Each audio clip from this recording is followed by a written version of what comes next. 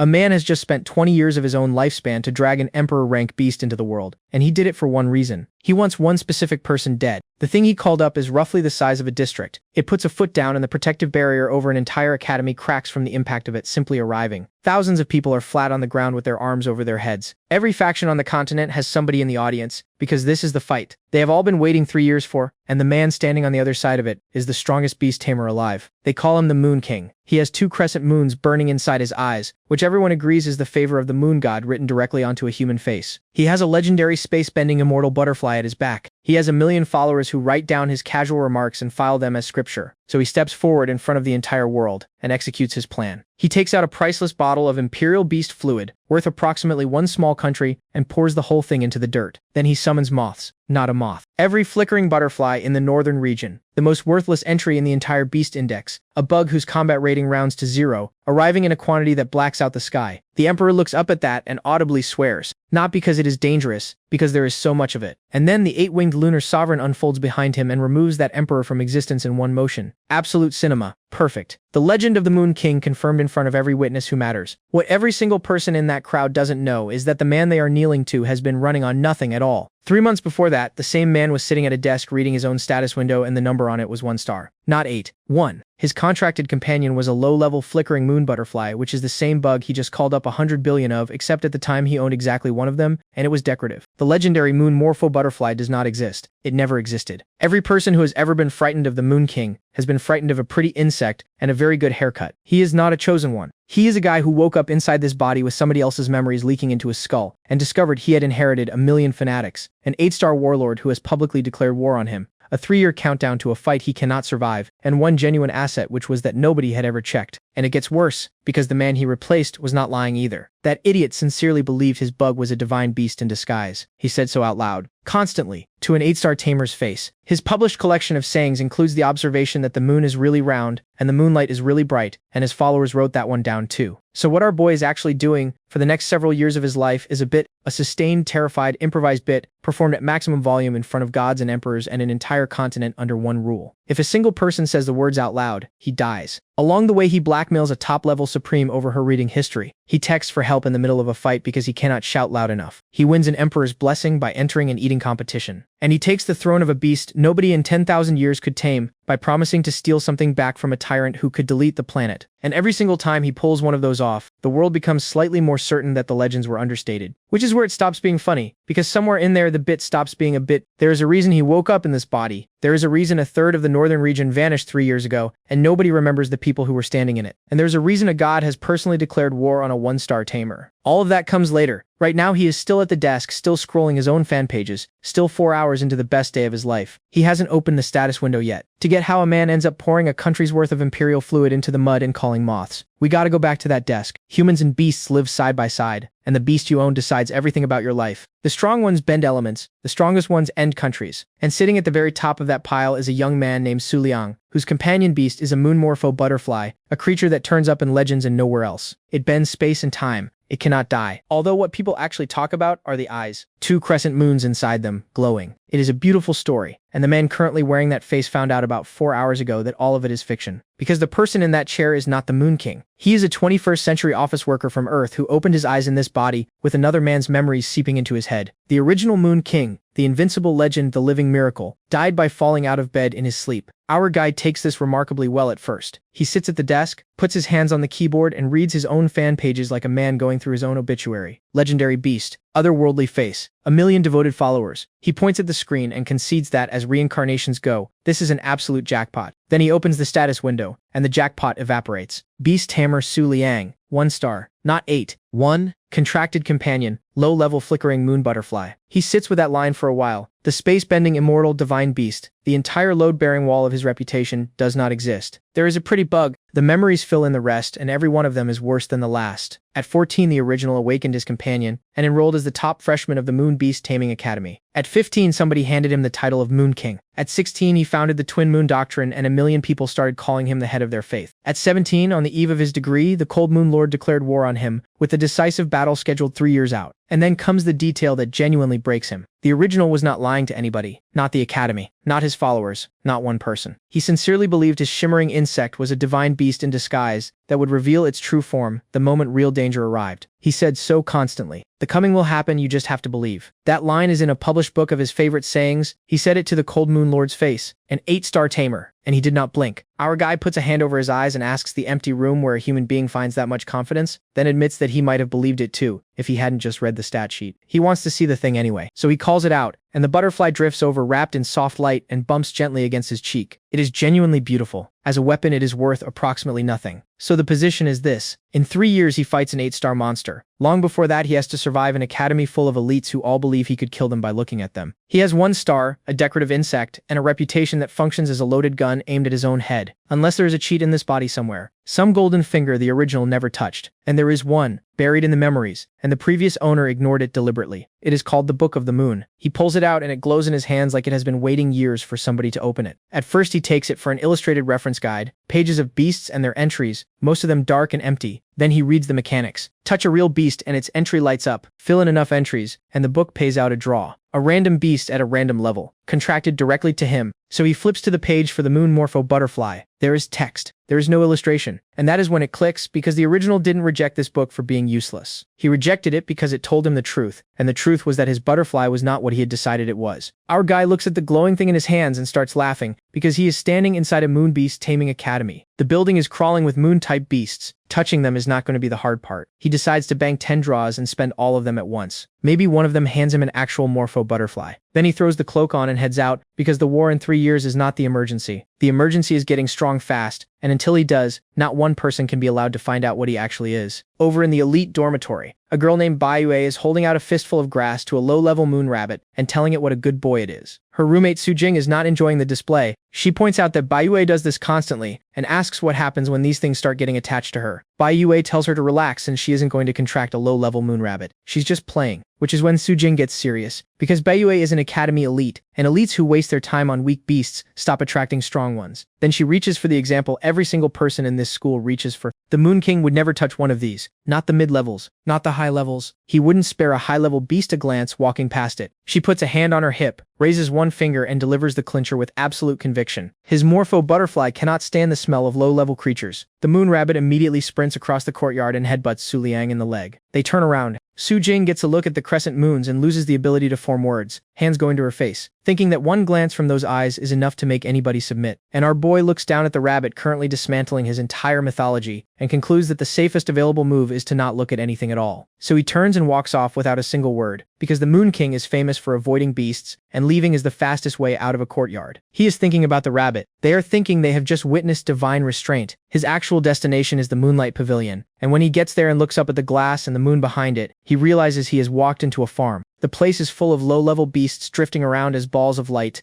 and if he unlocks every one of them, that is at least one draw. So he reaches out and taps one. It scatters into ribbons of light, and the system informs him that a new beast has been unlocked, and the reference book has gained an illustration. Better than that, the entry doesn't only name the beast, it lists combat skills. He works his way deeper into the pavilion, tagging everything that floats past him, and eventually reaches a section where nothing floats at all. No low-level beasts come here, which means something bigger has claimed it. He opens the door. Inside, on a cushion by the window, under a purple crescent moon, there is a creature with purple horns and purple eyes. A moon huntress. He checks the terminal in the room, and the terminal disagrees with him. It says she is a snow-white doe, a mid-level moon-type beast, one of the rarest and most beautiful things in the middle tier. Calm temperament. Eats grass. Likes to bathe in moonlight. And because the species is famously impossible to satisfy when picking a mate, there are almost none of them left, and the only place still breeding purebred stock is the Moon God Palace. He reads it twice, and wonders why an academy is spending money like this on an ordinary mid-level animal. He isn't the only person wondering. 2 students wander in behind him and ask exactly that out loud, and then answer it themselves, and their answer is about her attractiveness rating. One of them starts constructing a theory about rich collectors and their particular interests. He makes a point of clarifying that he personally would never. He also makes a point of clarifying that he understands the impulse. A stream of water lands on his head. Both of them freeze. The moon huntress is looking at them with her cheeks puffed out and murder in her face, and they are through the door in about a second and a half, one of them shouting on the way out that some mid-level beasts are supposed to be highly intelligent, and this feels like an excellent moment to leave. Su Liang watches them go and privately concedes that she's beautiful enough that he understands where their brains went, and also notes that this explains a great deal about the number of mixed races in this world. Then the moon huntress walks up to him, leans in and sniffs his face. She looks at his eyes. He raises his hand. The book flares. New beast unlocked. Illustration count increased. Top-level moon huntress. His stomach leaves his body because top-level beasts flatten cities. They command swarms of lesser creatures. Their aura on its own kills weak things standing nearby, and an angry one can erase everything inside a few hundred kilometers. And this one is lying on a cushion in a student building. He runs the possibilities fast. Either she genuinely is calm, and the administration knows she won't hurt anybody, which would explain why those two idiots walked out breathing, or she is doing precisely what he is doing and hiding what she actually is, the difference being that she is hiding strength, and he is hiding the complete absence of it. Then he notices she has gone very still, and that she is looking at the terminal displaying her own information. She knows the file is wrong. She knows he just read it, and she is winding up, so he does the only thing available to a man with 1 star, which is talk. He laughs easily and says the mid-level Snow White doe is simply so beautiful that he lost track of time looking at her. He reminds himself that the priority right now is not being the person holding the blame, delivers a few more seconds of polite nonsense, and then leaves the room at a speed that is technically still walking. Behind him, the moon huntress stares at the door and thinks about the man with the patterns in his eyes. Then she pulls a phone out from under her blanket, searches for the man with the crescent moon eyes, and finds him. Back in the dormitory district, our boy is still catching his breath and doing threat assessment. Keeping a top-level moon huntress inside a school is like keeping a tyrannosaurus in a petting zoo, except she could kill several tyrannosaurs with 1 foot. If he had run into her in a forest instead of a bedroom, he would simply be dead, because only a top-level beast answers a top-level beast, and his companion is a light fixture. The book, though, changes the shape of the problem, because in the pavilion it didn't only categorize what he touched, it showed him their skills, which means every beast he can get a hand on hands him its entire kit. So he decides to test that properly on something small, and there is a moon rabbit sitting by the fountain, possibly the same one. He crouches down and immediately notices something wrong. Under moonlight, every normal moon-type beast in this world flips. Temperament turns violent, combat ability spikes, physical stats jump. That is the rule.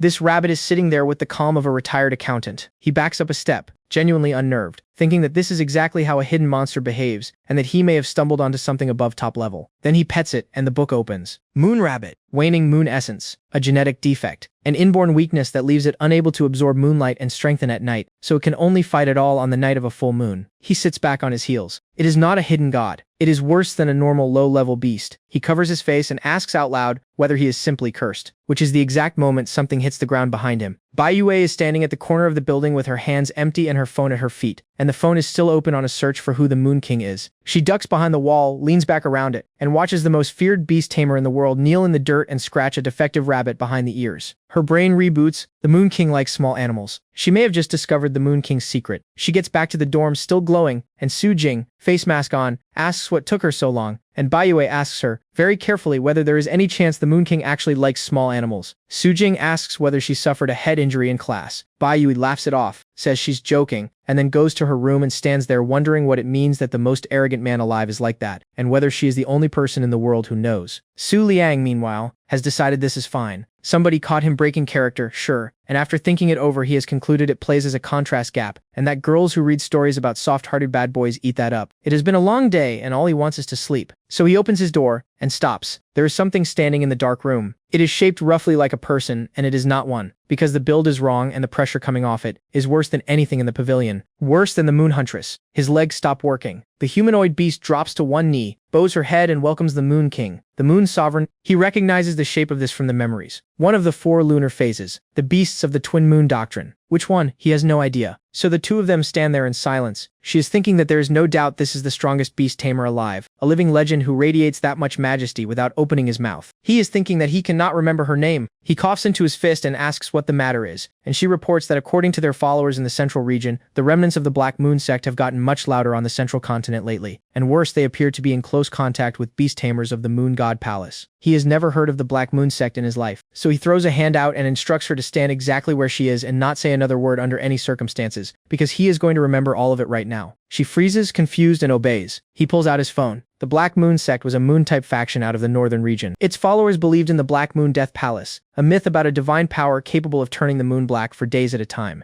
3 years ago, they went openly against the newly risen Twin Moon Doctrine, and were wiped out in a single full moon night. He looks up from the phone, smiles, and announces that he remembers now. Privately, he is relieved, because it turns out the problem was never his memory. Those people were simply so irrelevant that the original never bothered storing them. She agrees with him, and adds the part that matters. The sect on its own wouldn't be worth his attention. The Moon God Palace being involved changes what this is, and that name he does know. The Moon God Palace is not another second-rate faction. It is the actual ruler of the central continent, a power that unified the world using legendary beasts and has held it for thousands of years. Its grip has loosened over the last 1,000 and loosened is not gone, which makes it genuinely remarkable that in 3 years, a doctrine founded by a teenager has managed to shake it at all. She continues, the 4 lunar phases intend to move as one, and even if that means open conflict with the Moon God Palace, they can come out of it without losses. The catch is that it leaves him with no bodyguards, which is why her master sent her to ask his opinion and take his instructions. So he sits down, crosses his legs, props his chin on his hand, and tells her it isn't a problem. They can go, then, because he has a role to play. He adds that he is under the moonlight. She comes off her knee, practically vibrating, declares that she obeys, and says she never thought she would hear that saying with her own ears. As long as the Morpho Moon Butterfly favors the Moon King, nothing in this world can do him the slightest harm. He is a dazzling moonlight. The door closes, and our boy puts both hands on his head and quietly dies of embarrassment, because the original had 8th grader syndrome in its terminal stage. He said things like that constantly, and every single time through some misunderstanding, his followers filed it as scripture. The moonlight has fixed its eyes on him. He feels the presence of the moon god. As long as he is under the moonlight will rise, the moonlight will fall. The moon is really round, the moonlight is really bright. All of those are genuine entries in the collected quotations of the Moon King. So he sits there with the Moon God Palace now on his plate, one day into this life, and takes stock. From the Moon King's position, the Moon God Palace would not be worth worrying about. The Moon King's position, however, requires owning a Morpho butterfly, and he has just cheerfully sent away the only thing standing between him and anybody who wants him dead. Then he remembers the book. The system confirms it. He has banked enough for a draw, and the reward hands over a beast at a random level, contracted and transferred straight into his tamed beast space, and if it doesn't suit him, he can dissolve the contract and take compensation in tamer strength points instead. He reads that twice, because a bad pull isn't wasted. A bad pull is experience. So he decides everything else can wait until morning, because what he needs tonight is safety. If he lands a critical hit and pulls a top-level beast on the first attempt, he has nothing left to fear from anybody. He shakes out his arms, points at the window, and informs the empty room that he is going for a top-level beast. Then he taps the draw. The book detonates open in a column of light bright enough that he has to shield his face, pages ripping forward on their own, and slams to a stop. New beast unlocked, illustration count increased, high-level moon-type transparent shadow, abilities moon scale and darkening. He looks at that with sweat running down his face. Objectively, this is a good pull. A high-level support beast with 2 separate skills is rare, and if he were a normal student, he'd be running laps around the dormitory. He is not a normal student. He is the head of the Twin Moon Doctrine with a war scheduled and a palace circling, and a transparent shadow does not move that needle in either direction, so he dissolves the contract. The book turns blue, the beast dissipates, and the system pays out, and he watches his own bar move and concedes the compensation is honestly fair, because he is 1 push away from 2-star. And then he sits down on the bed and stares at his hands, because he is not happy at all. The original had endless opportunities to contract top-level beasts inside Twin Moon territory, and turned down every single one of them, on the grounds that a man who owns the Morpho Butterfly does not need anything else. And here he is, doing the same thing. He asks the ceiling whether he just did that because the original's personality is bleeding into him. Then he shakes it off because there is at least one difference between the two of them. He doesn't believe in the butterfly. He lies back and decides that the next high-level beast he pulls he keeps. Tomorrow he goes back to the pavilion and grinds entries, since most of the book is still dark, and he has not forgotten the Snow White Doe, or rather the top-level moon huntress. He wonders, drifting off, whether she can be bought with snacks. She has considerably bigger problems. The moon huntress wakes the next morning and finds her storage completely empty. She sits up and looks around the room, trying to work out whether she is being evicted. The keeper tells her to be patient,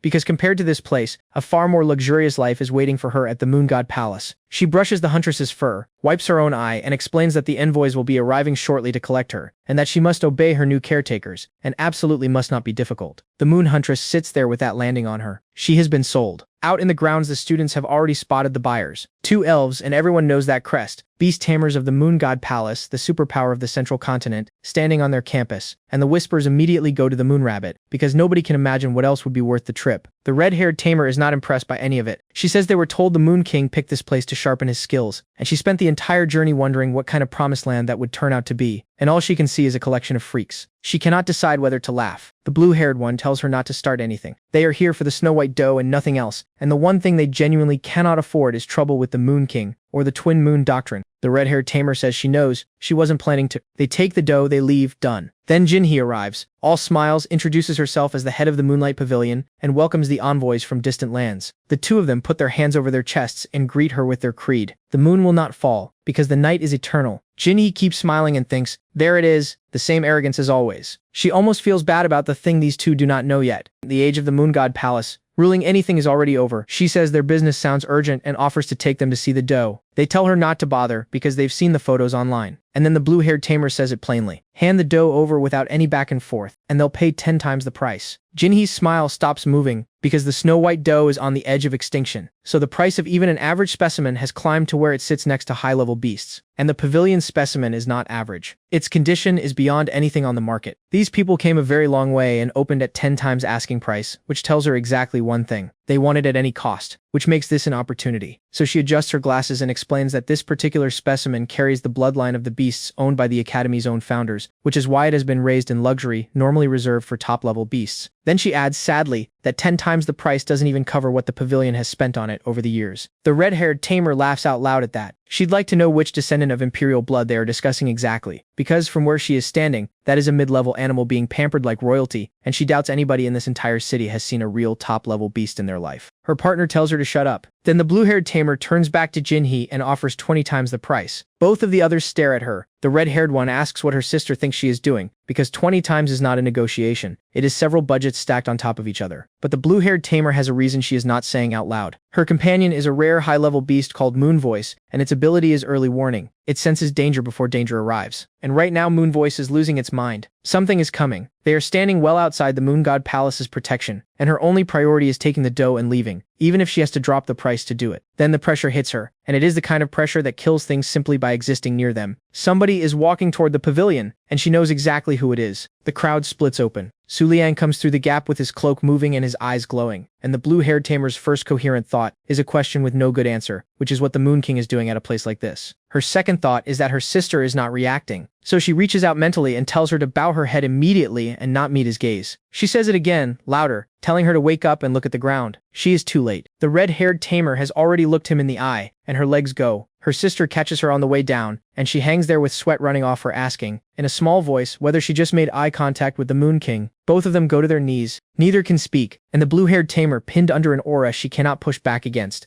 thinks that this is the coldness of a man for whom the entire world is dust, and that there really must be a divine spirit living inside that body. Su Liang, standing above them, is having a different experience. He is wondering who these two are. Moon God Palace. Judging by the crests, he would genuinely love to know what they are doing here, except his current status is roughly equivalent to the head of the Moon God Palace, which means walking up and asking questions is not available to him. So he stands there in silence looking imperial, while internally begging for literally anybody to come over and explain the situation to him, because he is running out of face to hold. The blue-haired tamer meanwhile has interpreted the silence as him deciding whether to kill them. And then Jinhee comes jogging up with her hand raised, beaming, and saves his life without knowing it. She introduces herself as the head of the Moonlight Pavilion and says it's an honor to see him in person. Then she taps a mark on her hand and mentions proudly that she's been a follower of the Twin Moon Doctrine for 3 months now. He keeps his face perfectly still and thinks that somebody has volunteered to brief him, which is excellent news. So Jinhee explains that these two are envoys from the Moon God Palace, here to buy a mid-level beast, specifically the snow-white doe he saw yesterday. Its condition is beyond anything on the market, so they've come in with a very large number. And that is when it lands. They are talking about the Moon Huntress, which means nobody in this building has any idea what she actually is. They have been spoiling her for years because they believe her bloodline connects to the Academy founders' beasts, and they are about to hand a top-level monster to the Moon God Palace for cash. He cannot let that happen, so he turns and walks for the exit. The blue-haired tamer feels the pressure start to lift and allows herself to hope he is simply leaving. He tells them without stopping to go home because they should not have come here. Then, without turning around, he says that the moon will soon fall. Jinhee lifts a hand to her face and thinks with some confusion that it is the middle of the day and there is no moon anywhere. Everyone else in that courtyard has a very different reaction, because out of any other mouth that sentence is nonsense,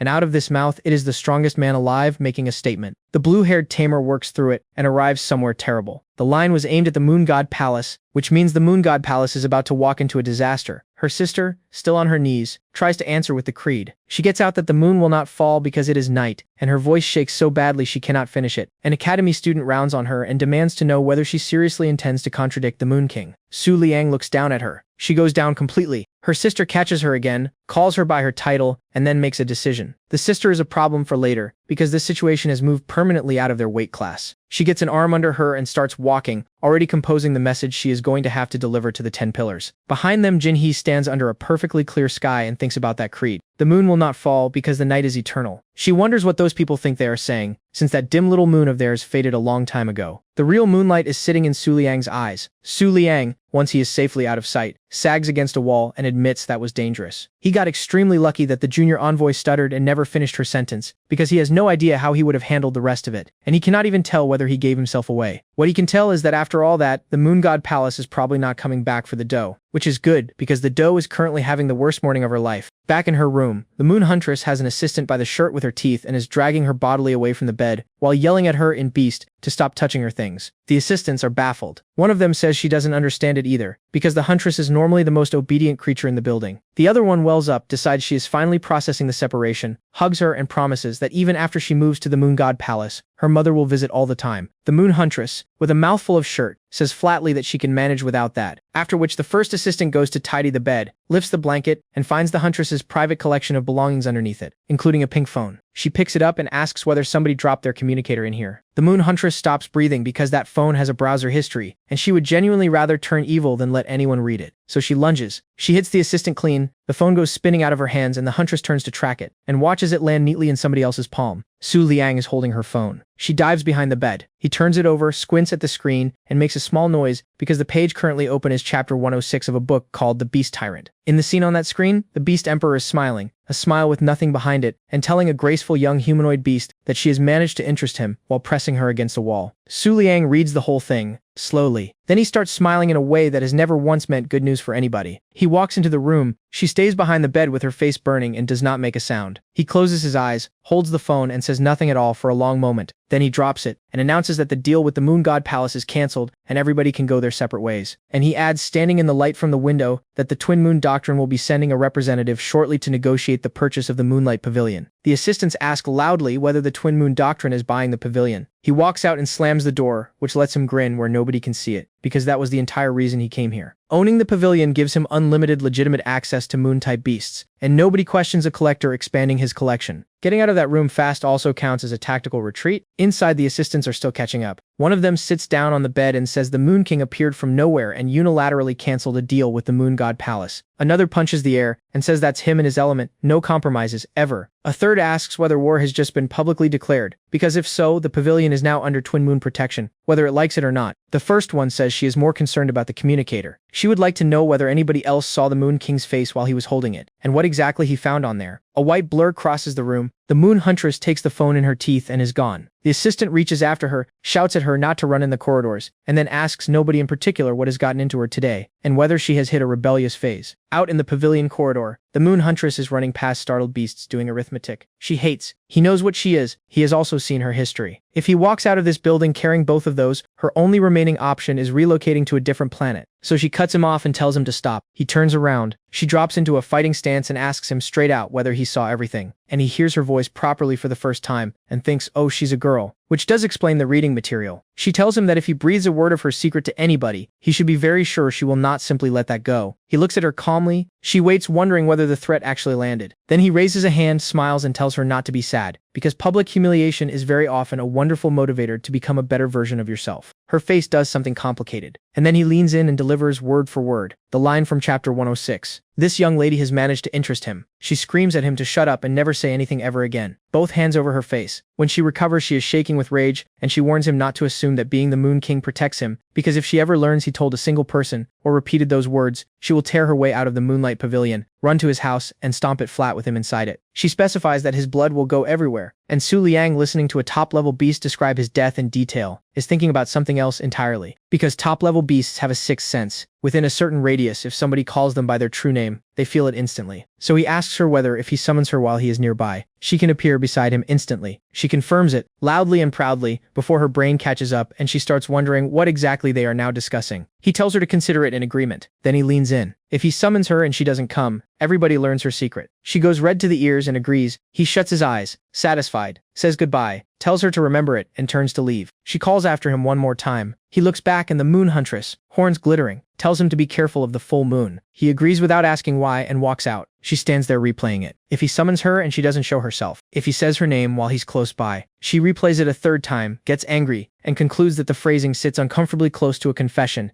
exactly like the accidental encounters in her books about terrible men. Su Liang, walking home under the night sky, is running his own version of the same conversation. He puts a hand on his chest and asks himself whether he genuinely just intimidated a top-level beast into an agreement. He admits privately that she looked so funny during it that he couldn't resist winding her up, and that the phrase slipped out. Then he thinks about what a contract actually means in this world, where tamer and beast stay bound together until death, and works out that what he said sits somewhere between a confession and a marriage proposal. If he ever genuinely angers her, that is where his life ends. Although the exchange did establish one useful fact, she is far more frightened of social death than she is of him. What he cannot work out is the warning. Be careful of the full moon. That is a strange thing to say to anybody, and a considerably stranger thing to say to the man the world calls the Moon King. So he holds out his hand, lets the book float open, and wonders whether something is going to happen 3 nights from now. He has no bodyguards. He sent them away himself. If anything comes for him, nobody is coming for him, which means it is time to raise his combat strength. Far away, in the main hall of the Moon God Palace, 10 women are sitting around a table. The 10 pillars, the beast tamers at the very top of the Moon God Palace hierarchy. Nobody outside knows their real identities, though the persistent rumor is that all of them are extremely beautiful. The 2 envoys kneel and report the words exactly as delivered. The moon will soon fall. A pillar asks whether the Moon King really said that. They confirm it word for word. The 4th princess sits back and says his words do actually remind her of something. Then she raises a finger and points out that when the season last changed, the timing of the full moon shifted, so everyone should remember to adjust their watches. The rest of the table tells her to adjust her brain. She demands to know what's wrong with all of them, and whether she said something incorrect, and doesn't get an answer, because another princess has already moved on and what she says kills the mood in the room. The Moon King does not go near low-level beasts. Ever. Him showing up at a moonlight pavilion contradicts everything they know about him, which means there was something in that pavilion worth his attention, and she thinks with high confidence that it was an emperor. The 2nd princess asks her to repeat that, because if the Moon King subdues an emperor-level being, they are in serious trouble. The first one says that is precisely the point. A feat like that would prove there really is a divine spirit inside him, and that it is close to waking up. And if the miracle of awakening actually happens, the Moon God Palace loses any ability to resist him at all. Later, the 4th princess sits alone in front of a screen talking to the remnants of the Black Moon sect, who want to know whether she has genuinely decided to help them. She asks them, wearily, whether they still like their odds if it turns out the Moon King has just contracted an imperial beast. They want to know which imperial beast. Then they go quiet. She asks whether anybody is still there, and whether they're frightened now, and a man's voice cuts in, and asks to speak with her directly, and tells her not to worry, because the Moon King is not the only person in this world the moon favors. Meanwhile, the Moon King's shopping habits are terrifying an entire region. In the days after he acquired the Moonlight Pavilion, followers of the Twin Moon Doctrine began hunting down moon-type beasts everywhere they could find them, and delivering them to the Tamer Academy in bulk. The Northern region noticed immediately, and the Northern region panicked. Every faction stopped sleeping. Some concluded he was eating small beasts alive to raise his energy. Others decided this was the visible tremor of the divine spirit in his body starting to wake. Nobody landed on the correct answer, which is a man filling in a picture book. At the epicenter of all that dread, light is pouring out of a dormitory window. The system confirms another unlock and 5 beast cards hang in the air. Su Liang scratches his head and notes that the first time he did this he pulled a high-level beast on a single try, and this time it took him 5. 3 days is not much runway, and even with the entire Twin Moon Doctrine feeding him beasts, banking 5 draws was hard. He waves off the low and mid-level cards without much thought, because contracting those does nothing for him. They are experience and picture book entries, and that's all. Which leaves the high-level one, and he is already disappointed by it because he promised himself he'd keep the next high-level pull, and this one is called a Lake Moon and appears to be support class. He has a feeling it will be no help whatsoever. Worse, the name isn't anywhere in the original's memories, which suggests something extremely niche. So he searches it on his phone and gets nothing back at all. He stares at the empty results because there are beasts in this era that aren't in the encyclopedia. So he opens the Book of the Moon instead, and finds it. High-level lunar type.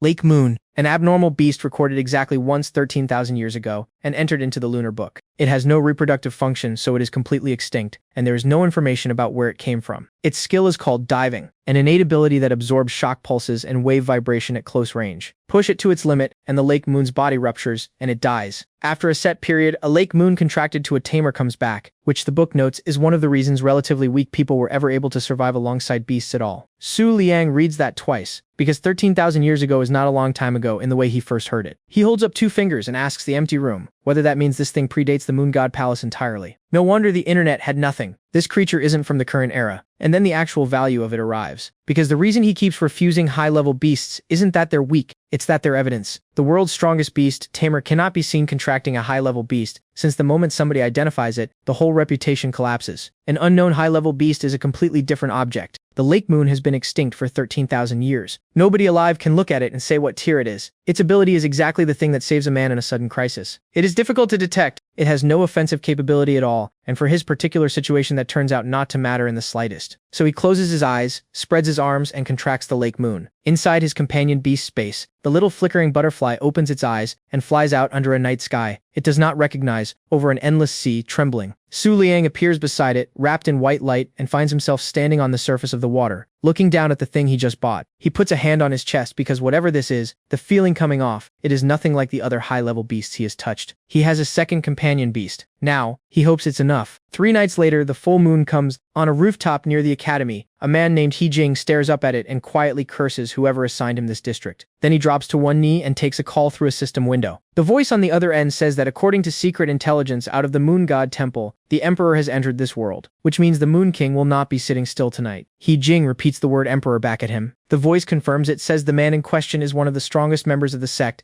that he had a real chance of getting into the academy, and that He Jing needs to be careful this time. He Jing grinds his teeth, says he understands, and looks up at the tall building above him. His district is the one closest to the Moon King. If he lets even a flicker of hostile intent show, he gets spotted instantly, and then he dies. Inside that building, a butterfly comes through the window in a panic. Su Liang calls the flickering butterfly back and watches it refuse to settle, which is new, because it has never done this on a full moon before. The lake moon, by contrast, is fast asleep and entirely untroubled, which points to one explanation. Something extremely strong is on academy grounds, and every low-level beast in the building can feel it. He tells the butterfly to relax, he'll take her outside, and they'll go and see what it is. The academy forbids moving around at night during a full moon. He is aware of this. He is also the Moon King. His actual reasoning is less dramatic. If something strange has appeared here, the odds are it has something to do with him. And if danger is coming, he would rather meet it in open ground than get cornered in a dormitory room. And that way he doesn't drag a building full of students into it. He steps into the corridor and finds chaos. Students are chasing their own beasts down the hallway, shouting at a moon shadow to come back, asking where the moonfish went, reminding each other that nobody is allowed to leave the dormitory tonight. The Moon Huntress's warning has arrived precisely on schedule. Some wild thing has gotten inside, and he is walking toward it. Then the roof comes off a building outside. Su Liang looks out the window at the explosion, and after a moment decides that whatever that is, it does not appear to be here for him. He Jing, crouched in the rubble much closer to it, is having a considerably worse time. There is something standing in the smoke, and when it steps forward he can see it clearly, and it has the shape of an ordinary low-level moon rabbit. That is where the resemblance stops, because it is enormous. Its eyes are burning red, and the strength coming off it rewrites the entire category. He starts laughing, mostly out of nerves, and asks what on earth that is. Somewhere behind him, a stone shifts and falls. The rabbit's head snaps around at the sound. Then it swings an ear through a building and takes the wall out. Students go to the floor with their hands over their heads. Su Liang, listening to the noise roll across the grounds, works out that every low-level beast in the dormitory is panicking because of that thing, and wonders what is actually happening out there. Across the district, the beasts of the Moonlight Pavilion are stampeding, and every one of them is running to the same place. They pile up outside the Snow White Doe's door. A single sound comes out of that room and blows them backward down the corridor. The Moon Huntress asks them why they are making this much noise in the middle of the night. She is standing by the window with the full moon behind her, and she tells them to go to bed. They bow and they go. An assistant watching this happen puts her hands on her head and asks whether the panic seriously just stopped, because every beast that came screaming into this building has turned around and calmly gone home, and all of them did it at the Snow White Doe's door. Inside, the Moon Huntress has her face buried in her blanket, thinking about the agreement, about what he actually meant by it, because he is supposed to be on the level of the Cold Moon Lord, so there is no conceivable reason he would ever need to summon her. Unless there is. Unless his strength hasn't reached its true peak yet, and he might genuinely need her help. She squeezes the blanket, face burning, and wonders whether tonight is the night. He says her name. Out in the city, under a sky full of smoke and broken buildings, the moon rabbit stands in the gray with its red eyes lit and something that is almost a grin on its face. It tilts its head toward a patch of bushes and listens to the sounds coming out of it. He Jing, hidden in there, asks what kind of abnormal power this even is, because it is far stronger than anything he prepared for. Then he steps out onto the back of a flying whale and starts talking himself down. Whatever it is, it doesn't belong to the Twin Moon Doctrine. It broke buildings and made noise inside the academy, and if the Moon King had sent it after him, he would never have been given the chance to resist in the first place. So it is probably just an ordinary animal that went feral under the full moon, and he frightened himself over nothing. He waves his arms at it and shouts down, asking whether it doesn't know this is the Moon King's territory, and warning it that if the Moon King's peace gets disturbed, they are both going to die. The Moon Rabbit looks up at the man on the whale. He shouts down that big and strong as it is, he strongly advises it to leave, and to do it soon. The Moon Rabbit answers by swinging its ear at him. The blast tears the ground open under the whales and throws them sideways through the air, and the smoke goes up over the rooftops. He Jing rides it out grinning, and when the air clears, his beast simply pulls itself back together, wounds closing like they were never there. He tells the floating moon it did well, then he studies the thing across from him and starts to relax, because yes, the power is terrifying, and it moves clumsily. It has none of the calculation you see in intelligent high-level beasts, and it certainly can't be top level, because if it were, his floating moon would not have survived that hit, which makes this interesting. Nobody has disturbed the Moon King. He knows what Su Liang is like, and Su Liang is not out here. So he drops to the ground and tells the floating moon to release the restriction. He is letting them drink the moonlight. One of the whales changes as it feeds, turning black, growing teeth, a crescent moon opening where its eye used to be. Then Jing goes down on one knee with his hand at his heart and orders them to stop absorbing, because he has almost hit his ceiling. That ceiling is not a small thing. Outside of the Cold Moon Lord and the Moon God Palace, nobody in this world can take in moonlight without a limit, and going past your limit kills you. The Moon King, obviously, left that restriction behind a long time ago. But Jing doesn't need to be the Moon King. He only needs to be enough for a rabbit. So he laughs and says that since the day he became an abnormal mentor, he has never once had to fight at full strength, and that tonight is going to be the exception. Because the Moon Rabbit is not the only thing on this campus that turns into a monster under a full moon. He throws out his hand and the floating moon goes in. Across the grounds, an academy teacher is herding a group of students and telling them to keep up and stay careful. One of them asks whether they've been attacked by a hostile faction, and the teacher says that isn't possible, because the Moon King lives here, and nobody is stupid enough. It's far more likely some beast went berserk under the full moon, which, the students agree, is bad enough on its own, since on a full moon night moon-type beasts get dangerous enough to kill abnormal teachers. Somebody sprints past them while they're talking. The teacher throws out an arm and shouts at him to stop, because students are not allowed to leave the group. Then she gets a proper look at who it is, and her voice dies. She asks whether that is genuinely the Moon King. He points ahead of himself, glances back at her, and informs her that the moon will soon rise. Then he keeps going. And inside his own head, the situation is considerably less majestic, because he has one lake moon and a decorative butterfly against whatever is out there. What he also has and cannot explain is a completely unearned confidence that he can handle this. A feeling that has been sitting in his chest since he arrived in this body, and that has gotten louder under tonight's moon. In the original's vocabulary, there is a phrase for that. The moon favors him. Back at the fight, the floating moon is hanging in the smoke with its mouth open and its tongue out, and Jing is already calling it because the attack it just delivered was supposed to be the end of this. The smoke thins. The Moon Rabbit is standing exactly where it was. His grin goes, because his strength carried him to one of the highest seats in the Black Moon sect, and he cannot put down one animal that went feral under a full moon. So he revises the classification. The thing simply isn't an animal. It's a monster. Not far off. Two students are watching from behind a wall and having very different nights. Yue is shaking and admitting out loud that student duels are not even in the same universe as this. Su Jing wants to know whether that has only just occurred to her, and points out that if she's this frightened, the correct move is not standing at the epicenter. Yue says the dormitory roof came off and asks who wouldn't want to see that in person.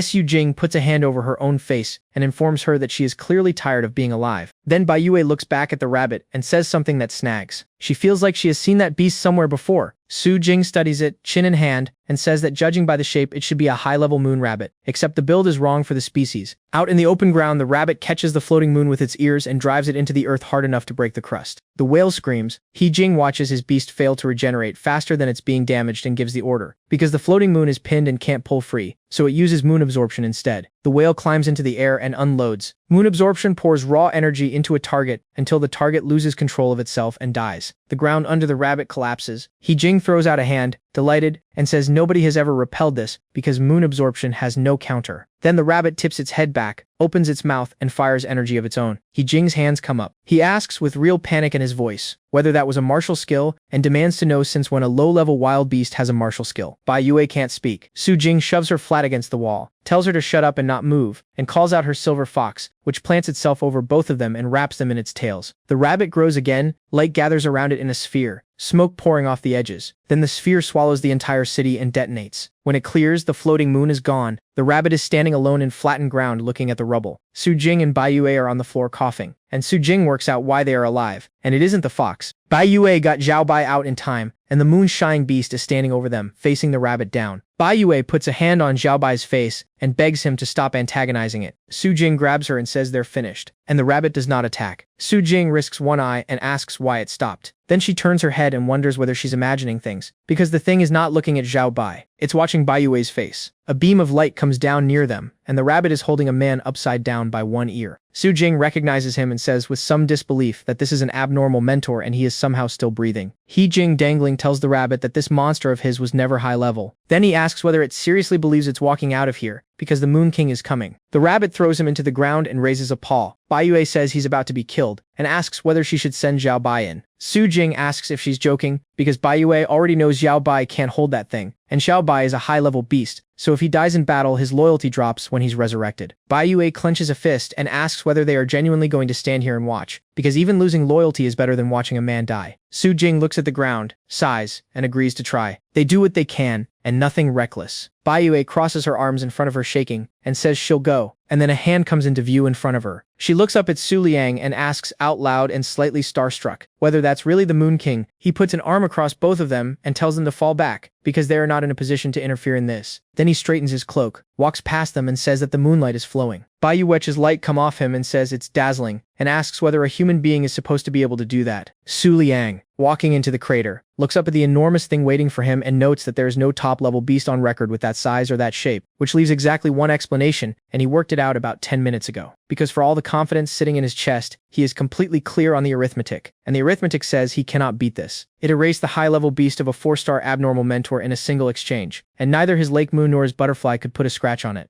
To even identify it, he needs to physically touch it so the Book of the Moon can read its level, and touching it looks like an excellent way to die. So he asked himself whether he should simply retreat, and then he noticed the detail that changed everything. The monster did not attack the two girls. A beast that has lost control does not make exceptions. Losing control and retaining judgment at the same time is a contradiction, and that contradiction does not happen in high-level beasts. Which leaves one answer. He Jing, crawling through the dirt with his face opened up, is looking at Su Liang and thinking about something else entirely, because the Moon King has been this close the whole time. Which means he is about to see the Moon King's beast with his own eyes. Nobody in the world knows what that beast is. The information alone could shake this world apart, and he'll be the only witness? Then Xiao Bai scoops him off the ground and drops him across his back. Baiyue gives the beast a thumbs up. Su Jing points and says they leave now while they still can. He Jing shoves at them, demands to know what they think they're doing, and keeps shouting all the way out that he does not need to be rescued. Su Liang walks up to the rabbit. He says, thinking out loud, that animals driven mad by a full moon cannot hold on to clarity, which means this one was never mad at all. Maybe it was running on instinct, except only low-level beasts run on instinct. So he stops speculating, holds out his hand, and asks it whether it has been looking for him this whole time. From behind the rocks, Baiyue and Su Jing want to know what he thinks he's doing. The rabbit's eyes go red and it comes at him. They scream at him to summon something, anything, because he is about to be flattened and he has not called out a single beast. Su Liang closes his eyes and stands in the oncoming energy with his hand out, reaching for the rabbit's ear, and then he is standing on water. The lake moon rises around him with its eyes shut and lays its hands against his body, and the impact goes into the water instead of into him. He Jing, flat on his back, sees it and stops breathing. Ancient, mystical, nothing he can name. And matching point for point the information the Black Moon sect has been circulating. He opens his eyes wide and asks himself whether that is the Emperor. The Imperial Beast has come to this world. Su Liang, sweating, cracks one eye open, looks at the water wrapped around his hand and thinks that it worked. The Lake Moon took the whole attack. He also notes privately that the attack was strong enough that this will not work twice. Then the card comes up. Moon Rabbit, essence of the waning moon. Low-level lunar type. And he starts grinning, because the fight is over and it was never a fight. This is the same little rabbit from the courtyard. It didn't attack the girls because it recognized them. Every guess he made was correct. He puts his hand into the fur, strokes its ear and says, so that's it. Because a beast with the essence of the waning moon can only absorb power without limit during a full moon. And that defect is exactly why it was starving for moonlight. It drank until it grew into this. And then it killed a high-level beast. Then reinforcements arrive. Sang Shu of the Moon Beast Taming Academy drops down and demands to know what's going on, and whether they're too late. He Jing, still on the ground, tells her they are not too late because there was no point in any of them coming. Then he smiles and says the Moon King's peace has been disturbed, and that it's over for all of them now. Sang Shu asks, with real fear, whether that's true. Su Liang decides he needs to move fast, so he asks the rabbit whether it came here because of him. The rabbit slams a paw down and then goes down itself, hitting the ground and lying there in the smoke. He says that seeing an obsession with moonlight that strong, he understands what it wants, and he intends to give it exactly that. Then he tells it, clearly, that they will meet again shortly, at the place where they first met. The rabbit pulls itself up and looks at him. He turns and walks away. One of the newly arrived girls asks whether they should pursue it, and the other one points out that the Moon King himself hasn't moved, and asks where exactly she thinks she's going. He Jing shoves through them and demands to know whether that's it, because he nearly died out here and still never got a clear look at the Imperial Beast. He calls after Su Liang that the strange beast attacked him, and asks whether he can really let that go so easily. Su Liang turns his head and asks him whether he honestly considers that an attack, and He Jing sees it. The crescent moons in his eyes have changed. They are full moons now. Later, in the dark, He Jing hears something calling his name. The mediator of moons and dreams asks him what he saw out there. He turns with his mouth shut and says nothing. It asks again whether he can hear it, and tells him to answer. He goes back through it anyway. The floating moon dying, Su Liang standing in water with that thing wrapped around him. Su Liang turning to look at him with full moons where his eyes should be. Somewhere in the dark, a voice says the word Emperor. He Jing drops to his knees with his hands on his head and confirms it. It was the Emperor. He saw him. Then he grabs his own face and starts shouting that the Moon King is terrible. The mediator tells him that's enough for today, because pushing further could damage him. Then it delivers the actual message. Last night, a sunken crescent moon appeared in the northern region. The deputy head of the 3rd Department of the Black Moon sect is already on his way there, and He Jing will continue operating as their agent on the inside. His orders are to track the Moon King's movements as closely as he can, and to report the instant the Moon King breaks his routine. He Jing wakes up in the academy infirmary with his hands out in front of him, shouting. For a second he thinks it was a nightmare. It wasn't. That was the Moon and Dream Mediator Beast, which belongs to the sect's High Command, which means it was an order from the High Command. A sunken crescent has appeared in the northern region. A deputy is coming. What he cannot work out is who is supposed to deal with the Moon King and the Emperor standing at his side, because it isn't possible. He looks out the window and wonders whether that group is really going to try. In the academy dormitory, Su Liang wakes up, rubs his eyes, and finds a moon rabbit smiling at him from a foot away. He is out of the bed and shouting before his brain catches up. Then it catches up and he sits back down, because he remembers all of it. He contracted this beast last night. He had told the rabbit they would meet where they first met, and honestly wasn't sure it had understood him. It was already waiting when he got there. He kept it quiet for a reason, because after a performance like that, if anybody present had learned how weak the Moon King actually is,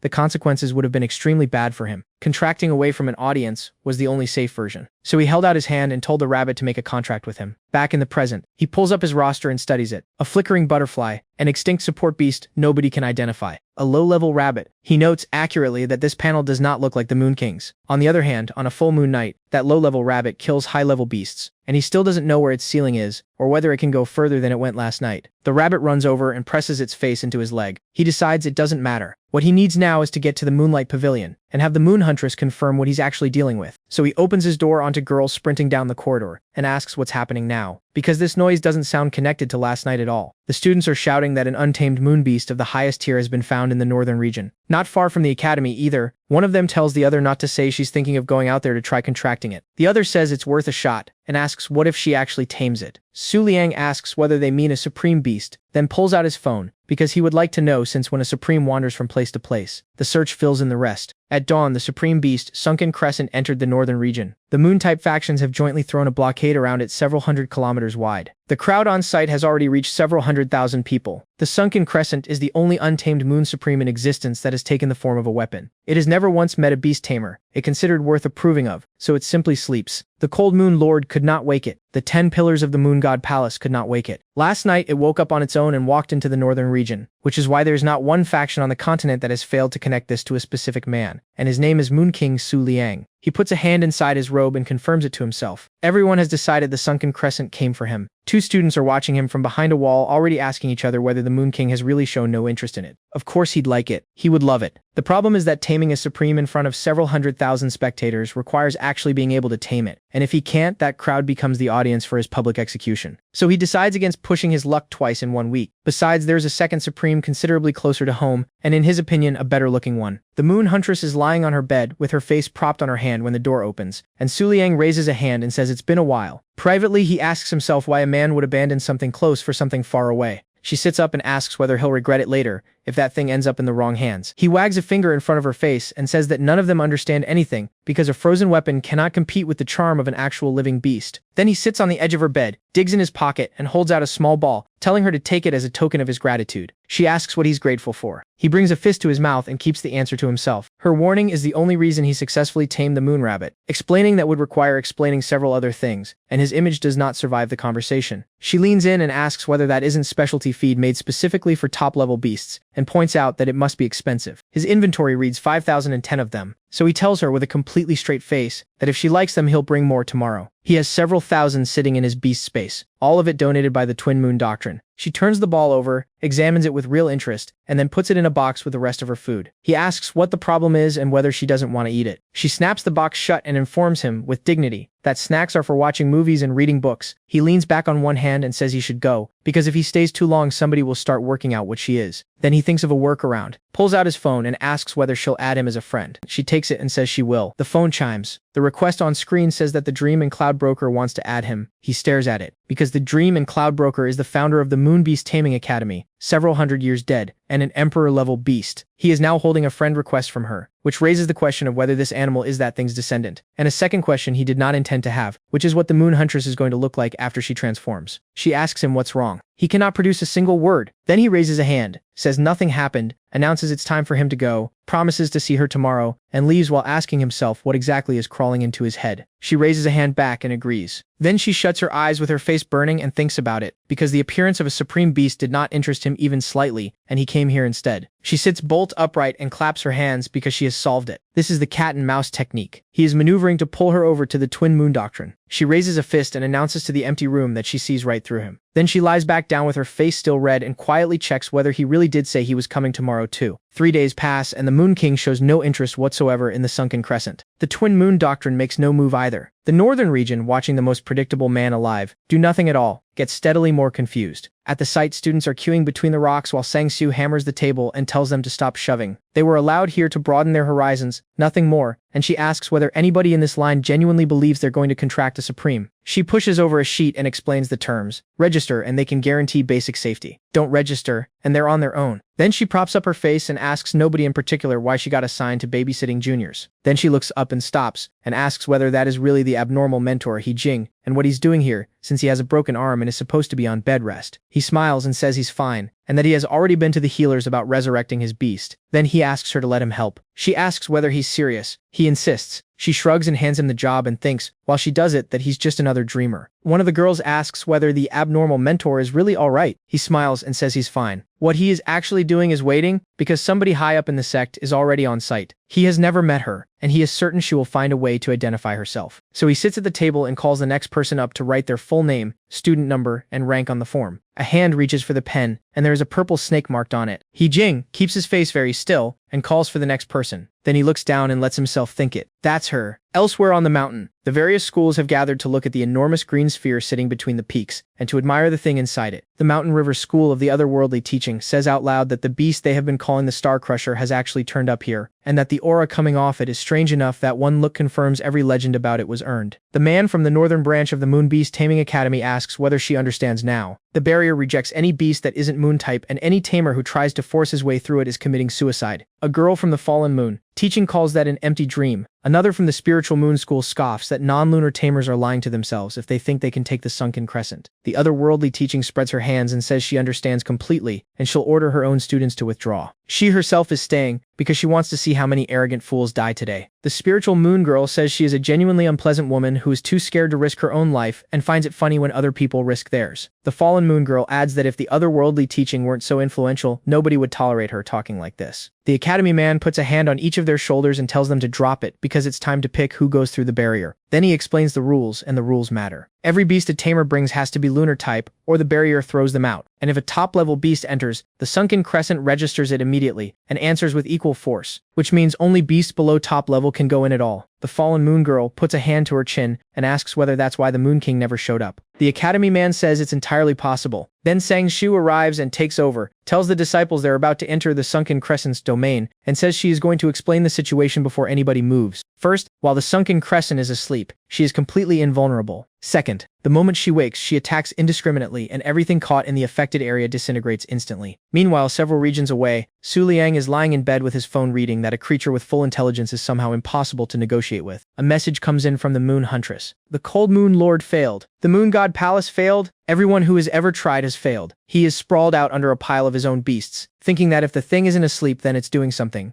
and asking himself whether every top-level beast in this world is this feral. So he texts back asking whether there's really no way to bring her to a clear mind, even for a moment. She replies that there isn't, though it's possible. None of this is her choice, and then she adds one more detail. The reason the sunken crescent came to the northern region is that she found the key to her own evolution there. Then she asks whether he really isn't going. He switches the phone off and calls her a naive moon huntress, because conquering a supreme is an actual concept with actual rules, and he cannot work out what any of it has to do with him. He can see the headline already. World-famous Moon King, killed by an accidental attack from a top-level beast. He can imagine exactly how funny that is going to look in the history books. So he lies there in defeat with a sleeping moon rabbit on his chest. Then he sits straight up, dumping every beast off him at once, and grabs the phone again, because it is possible. Back at the mountain, the disciples are filing between the rocks, and the Snake Queen is walking with them and enjoying herself. The Moon King really didn't come. She finds that genuinely surprising because in his position she would be tearing the place apart, looking for a way to take the sunken crescent. And once it's hers, she'll have to kill every tamer present, because that is the only way to keep the information from leaking. Then her phone buzzes. She looks at it and stops walking, because the Moon King has just publicly revealed his location, and he is moving fast toward the Hidden Moon Mountains. She wants to know why, and why now, at exactly this moment. Sang-Shu jabs a finger at her and asks whether she thinks this is the time to be playing with her communicator, plants both hands on her hips, and tells her to concentrate unless she is actively trying to die out here. The Snake Queen bows and apologizes. Sang-Shu says that if her attitude doesn't change, she should go home. And the Snake Queen keeps her head down and wonders whether this woman is genuinely trying to lecture her, and decides that once the sunken crescent is hers, the two of them will be having a proper conversation. Then Sang-Shu hands out teleportation stones. Crush the stone and you're instantly moved beyond the barrier. If anyone sees the sunken crescent's eyes start to open, they use it immediately, and if they don't, they die. The Snake Queen pockets hers, and thinks that the Moon King will be here very soon. Behind a rock, the otherworldly teaching is watching the queue with her arms folded, and her opinion of everyone present sinking by the minute. These are 1- and 2-star tamers. The Cold Moon Lord is an 8-star, and he failed. Everywhere she looks, the talent tops out around 3rd or 4th rate, and she concludes, bored, that the Moon King enrolling at that academy has done absolutely nothing for anybody else in it. Then her eyes land on the Snake Queen in the crowd, and she looks at her properly. The Snake Queen feels it instantly, slides deeper into the crowd, and puts a tree between them. She stands there with her hand on her cloak, genuinely rattled, trying to work out what rank that woman is, and how a monster like that has been sitting inside the Moon Academy this whole time. Then she reaches the barrier, and before she steps through, she gives an order. Her serenity scale is to lock the passage down. The moment the Moon King tries to enter, his imperial beast gets sealed. She walks into the green light and vanishes. Back outside, the otherworldly teaching turns to Vice Principal Sang-Ju and asks pleasantly why the only people going through are 1st and 2nd tier mediocrities, and why the Moon King never turned up. She suggests Sang-Ju already knows the sunken crescent cannot be subdued and sent her students in anyway, and asks whether this is all just a field trip so children can experience the greatness of a top-level beast up close. Sang-Ju's veins come up. She asks whether the woman came all this way purely to laugh at them, given that her element doesn't even qualify her to enter, or whether she seriously believes belonging to a different element won't stop her from taking a Moon Supreme. The otherworldly teaching looks at her and thinks, privately, that this woman clearly doesn't know about the black-haired girl. She says out loud that the girl is in their academy. She doesn't get to finish, because everybody around them has turned to look at something. Su Liang is standing there with his cloak moving in the wind. Nobody can work out why he's here. Sang-Shu smooths her skirt and asks whether he has genuinely come to subdue the sunken crescent. The girls start whispering that if the Moon King's emperor disturbs it, then Sang-Ju cuts them off and calls them ignorant, because his arrival proves he has the control to hold an emperor beast in check, which means he can take the sunken crescent. Su Liang, standing there radiating menace, is running a considerably simpler plan. If he touches the sunken crescent, it unlocks in the Book of the Moon. Once it unlocks, he can read what she's doing and why she woke up. And with that information, he might genuinely be able to tame her, so he tells them all to keep their heads down and follow his orders. They bow and agree. Then he puts one foot into the green barrier and stops. The book opens on its own. Serenity scale. Top level. Combat abilities, balance and silence. A beast of the pure attribute, which is extraordinarily rare in this world. It has no offensive capability whatsoever, and instead carries an enormous set of restrictive skills, which is why it survives by attaching itself to owners with real power. Balance makes the Serenity scale vulnerable only to attacks from top-level beasts, and any tamer standing inside the area of that ability loses the ability to summon an Emperor-level beast. Silence completely hides its presence, even from Emperor-level beasts. Su Liang takes his foot back out of the barrier. Sang-Shu watches him do it and cannot understand why the Moon King has frozen on the threshold. He is on his phone, typing. She walks over and addresses him by title, and he turns his head, smiles at her, and asks whether it is really this easy for them to let parasites from the Black Moon sect walk in here. The whole group repeats the name back at him. He walks past them and says entry is closed from this moment, and that the Twin Moon Doctrine is taking charge of the situation. Then he looks back over his shoulder and tells them he will personally handle the rest. The otherworldly teaching thinks about the black-haired girl she just stared down and goes cold, because that means the terrible woman is a Black Moon tamer. The spiritual moon girl asks whether the Twin Moon Doctrine didn't already drive them out of the northern region, and whether they've come back to take revenge using the sunken crescent. The fallen moon girl repeats what the Moon King called them, and then asks the practical question, which is what happens to the disciples already inside. Sangshu says they all have teleportation stones, so the danger should be limited. Su Liang is walking and thinking about something considerably worse. The Serenity Scale specializes in Emperor-level beasts, which means the Black Moon sect genuinely believes he owns an Emperor, which means the top-level beast waiting inside that barrier is not the only thing waiting for him in there. He has never in his life stood in front of something this dangerous. The version of him that woke up in this body a few weeks ago would not have taken another step. That version isn't running things anymore. He walks into the green light, and behind him people are saying that he really is the Moon King, and that the charisma on the man is unbelievable. He Jing watches him go in and immediately announces that the freaks of the Black Moon Order have arrived, and they need to hurry and help. He puts a fist up and reminds everyone that the Moon King is also a student of their academy. Sangshu agrees that this is technically true. The Academy Tamer asks whether they're all going in together, and He Jing shakes his head fast. No. A group of powerful tamers moving at once could disturb the sunken crescent. One of him is enough. His beast was only recently revived and is still weakened, so he won't set anything off. The girls ask whether they can actually rely on him. Sangshu looks at him for a long moment and wonders why he is behaving so strangely, because he isn't even a follower of the Twin Moons, and he is extremely invested in the Moon King's safety. He Jing puts his hand against the barrier. Yellow lightning takes him off his feet and throws him across the clearing hard enough to crack the ground where he lands. Everyone asks what that was. He is flat on his back, coughing in the smoke, and there is a woman standing over him asking whether he might be biting off more than he can chew, and pointing out that even if his beast were at full strength, disturbing the sunken crescent is something he only manages in his dreams. He looks up at the tattoo on her, sees butterfly wings, and understands that he is looking at one of the 12 months of the Twin Moons. He also understands in the same second that the Snake Queen is in serious trouble. The seventh puts a hand on her hip and asks whether none of them heard their lord's order. This area is under Twin Moon control now. Nobody passes, whoever they are. He Jing stays on his knees by the tree and works through it. She hasn't detected the Serenity Scale, and she has no intention of going through the barrier herself, which means his situation has changed again. Inside the barrier, the Snake Queen is walking through green grass and drifting steam and getting impatient, because 10 minutes have gone and she still hasn't found a trace of the sunken crescent. The insects she came in with aren't visible either, though low-level beasts can't survive inside a supreme zone of control in the first place. She glances at a few students shaking in the grass and decides the rest of them crushed their stones and ran a while ago, which suits her because now nobody is in the way. Then something bright passes behind her. She turns and says out loud that this is a beast aura beyond comparison. She kicks off the ground, throws her arms wide, and lands looking at it. The sunken crescent, a supreme beast that took the form of a weapon, sitting there radiating. She says that she refused to contract even with the Serenity Scale in order to keep her attributes pure, and that the decision has just paid for itself. Then she walks toward the weapon with her arms open and tells it to come with her, because she knows exactly what it wants, and she lays out its history for it. The Cold Moon Lord rejected it. The Moon Reflection Saint of the Moon God Palace rejected it. Both of them had Emperor beasts bonded to them from birth, and an arrogant weapon-type beast cannot tolerate being looked down on by anybody. She puts a hand on her chest and says she is nothing like them. She is a 6th-ranked beast tamer, and she will never let it down. Then she reaches out and tells the sunken crescent to be hers. Light floods out of the weapon and stops her hand dead. She cannot touch it. She stands there with her voice shaking and asks whether she has just been rejected. Then she grabs her own head and demands to know whether the Holy Sun was wrong, because he told her personally that she was the best possible match for the sunken crescent. Something moves behind her. A boy is standing there calling out to the woman from the Moon Academy. He drops into a stance and asks whether she is the one who put more than 20 students of the School of the Spiritual Moon on the ground, because they are here to avenge them. He remembers running through his own people scattered across the grass, holding a wounded friend, asking what happened. And the man told him it was a girl from the Tamer Academy, black hair, eyes like a snake. He says they'll deal with her first and take the sunken crescent after. The Snake Queen puts a hand over her face and starts laughing. And when he demands to know what's funny, she tells him she was already in a bad mood, and now ignorant children have arrived looking for a way to die. She asks whether creatures like them seriously expect to lay a hand on the sunken crescent. Then she holds out her arm and purple light pours off her, and she calls them out. The Devil Moon King, the Wandering Shadow, the Thunder Moon. The boy's voice goes thin, because all 3 of those are high level, and summoning 3 high-level beasts in a single breath is not something a student can physically do, and the aura on them means an unimaginable number of battles behind her. She tells him there's no need to praise her, and asks whether anybody on his side happens to own a high-level beast, because if they don't summon right now, every one of them dies. They don't. When it's over, the Thunder Moon is standing there with a bleeding bull in its jaws, and the boy's beasts are scattered dead across the grass. The Snake Queen raises her arms toward the weapon and asks whether the sunken crescent saw that, and whether it acknowledges her power now. The sunken crescent doesn't make a sound. Her hands close into fists and she starts to shake, and a voice behind her says that she is a freak from the Black Moon sect, and adds that even he finds the panicked look on her face entertaining. She turns around. The Moon King is already here, standing beside the beast with the bull in its mouth. She asks whether he seriously came alone, with no bodyguards at all. Then she asks whether he thinks owning an Emperor beast makes him untouchable, and Su Liang smiles because that one sentence tells him everything. They actually believe he owns an Emperor. That's why they brought the Serenity Scale, and right now they are completely convinced he is helpless, because he cannot summon the Emperor they think he has. So he asks whether she is the Snake Queen.